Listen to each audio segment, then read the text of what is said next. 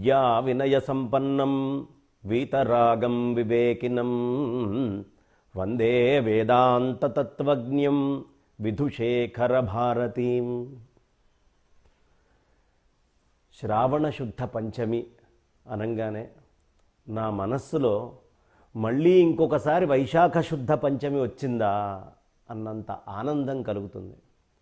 వైశాఖ శుద్ధ పంచమి నాడు ఆదిశంకర్లు ఉదయిస్తే ఆ స్వరూపాన్ని ఆనాడు మనం చూడలేకపోయాం.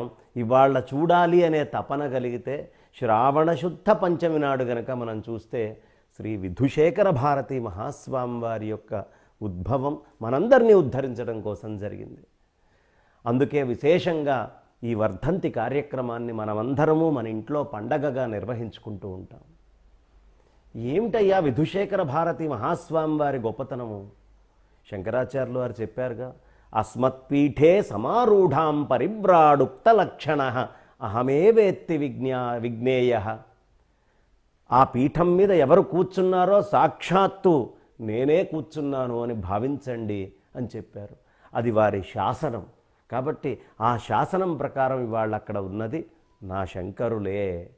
అంతటి వైభవమైనటువంటి శంకరులు అని చెప్పడానికి శంకరాచార్యుల వారి జీవితంలో ఒక అద్భుతమైన ఘట్టం, అలాగే విధుశేఖర భారతీ స్వామి వారి యొక్క జీవితమునందు ఒక అద్భుతమైన ఘట్టము మనకి సమతౌల్యంగా కనిపిస్తుంది. ఎవరు జలాన్ని నియంత్రించగలరో వాళ్ళు పరమేశ్వర స్వరూపం.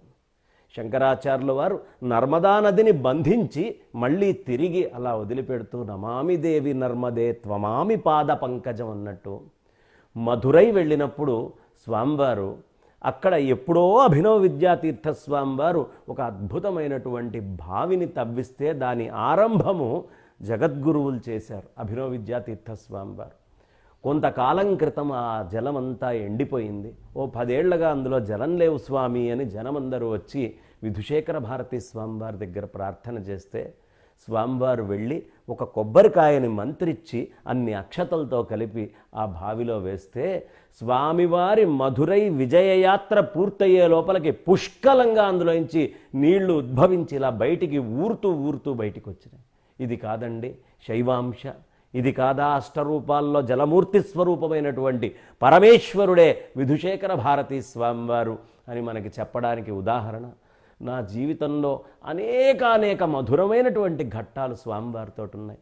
భారతీ తీర్థ స్వామివారి దగ్గరికి వెళ్ళి ప్రప్రథమంగా స్వామివారు ఇది విషయమని ఒకటి చెప్పబోతుంటే, ఎందుకు నాకు చెప్తున్నారు, వారికి చెప్పండి, వారికి చెబితే మాకు చెప్పినట్టే అన్నప్పుడు ఆహా సాక్షాత్తు ఆ శంకర పరంపర ఎలా కొనసాగుతోంది, వచ్చి కూర్చున్నటువంటిది శంకరులే కదా, స్వామివారు నాకు కర్తవ్యోపదేశం చేస్తున్నారు అని అనిపించి అక్కడ తెలియకుండా ఆ స్వామివారి మూర్తి 25 ఏళ్ల ఆ రూపం నాకు ఆ శంకరుడు బాలశంకరుడు ఉద్యుక్తుడై మళ్ళీ ధర్మప్రతిష్ఠ చేయడానికి అక్కడ వచ్చి కూర్చున్నారు అనే భావన హృదయం నిండా నిండిపోయింది. ఆ రోజు నుంచి ఈ రోజు దాకా నాకు శంకరుల చిత్రపటం చూస్తే సన్నిధానం వారి చిత్రపటం మాత్రమే కనిపిస్తుంది.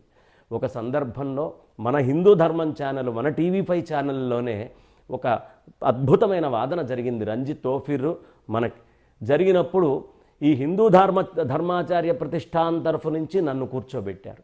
నేను కూర్చోవడానికి నాకు ధైర్యం సరిపోలా. జగద్గురువుల దగ్గరికి వెళ్ళాను.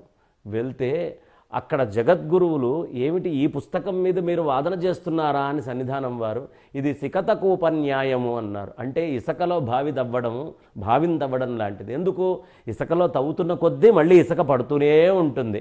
అలాగే అక్కడ ఈ పుస్తకంలో పెద్ద విషయం లేదయ్యా, అయినప్పటికీ మా మనస్సులో మీరు వాదించాలనుంది అని చెప్పి అనుగ్రహించి ఇక్కడికి పంపించారు.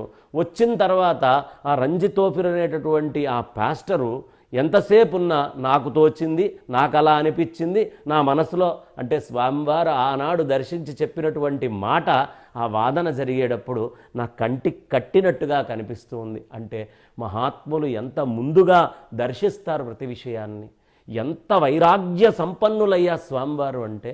ఇక్కడే దశరథ రామయ్య గారని మన బీబీ నగర్ హైదరాబాద్లో ఒక 5 ఎకరాల స్థలం నా ద్వారా తీసుకొని పీఠానికి ఇద్దామనుకున్నారు. ఇంతలో పుష్పగిరి జగద్గురువులు ఇది మాకు ఇవ్వండి, మేము ఇక్కడ ఆశ్రమం పెట్టుకుంటాము అనే మాట చెప్పారు. అయితే నేను అన్నాను, కాదు, ఒకసారి జగద్గురువులకు ఇచ్చిన తర్వాత మళ్ళీ మనం తిరిగి వేరే వాళ్ళకి ఇవ్వాలనే సంకల్పం మంచిది కాదండి, జగద్గురువులు ఏం చెప్తే అది చేద్దాము అన్న. అప్పటికి దాని విలువ దగ్గర దగ్గర ఒక 5 కోట్ల పైన ఉంటుంది. నేను వెళ్ళి డబ్బు విషయం మాట్లాడా స్వామివారితో. స్వామివారు ఇంత విలువ ఉంటుంది అంటే స్వామివారు చిన్న మందహాసం నవ్వు నవ్వి, ఆయన సంపాదించుకుంది ఆయన మనస్సుకి ఏది మంచిదో అది చెయ్యమనండి అన్నారు. అక్కడ వారి యొక్క వైరాగ్యము, ఆ ధీశక్తి, మేము నేర్చుకోవాల్సినటువంటి అంశము, నాకు ఇచ్చినటువంటి ఉపదేశము స్వామివారు చక్కగా అర్థమైంది. ఇలాంటి అనేక ఘట్టాలు స్వామివారితోటి నాకు అనేక మధుర స్మృతులు అలా ఎప్పుడూ గూడు కట్టుకొని ఉంటాయి. నన్ను ఎప్పుడూ సక్రమమైన మార్గంలో ఏ తప్పు చేయకుండా నడిపించేటటువంటి నా ఆరాధ్య దైవము సన్నిధానం వారు. అలాంటి సన్నిధానం వారి వర్ధంతి రోజు ఇంత చక్కటి కార్యక్రమాన్ని నిర్వహిస్తున్నటువంటి హిందూ ధర్మం TV5 ఛానల్స్ ఇంకా అభివృద్ధిలోకి రావాలని, ఆ స్వామివారి అనుగ్రహం వీరి పట్ల సంపూర్ణంగా ఉండాలని మనసా ప్రార్థిస్తూ, మనందరి పండగ జగద్గురువుల యొక్క వర్ధంతి అనేది. కాబట్టి అందరం పండగగా చేసుకుందాం. జగద్గురువులు చెప్పినట్టు శంకరాచార్య అష్టోత్తర శతనామాదిని అనునిత్యము పారాయణ చేద్దాం.